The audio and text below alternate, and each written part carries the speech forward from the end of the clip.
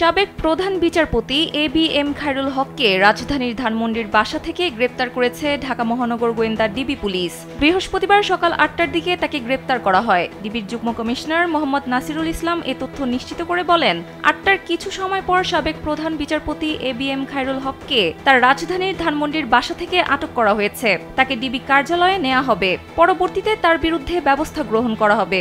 আওয়ামী লীগ সরকারের শেষ সময়ে খায়রুল হক ছিলেন আইন কমিশনের চেয়ারম্যান। ছাত্র জনতার অভ্যুত্থানে গত বছরের ৫ আগস্ট শেখ হাসিনার নেতৃত্বাধীন সরকারের পতন ঘটলে ১৩ আগস্ট তিনি আইন কমিশন থেকে পদত্যাগ করেন। এরপর তাকে আর প্রকাশ্যে দেখা যায়নি।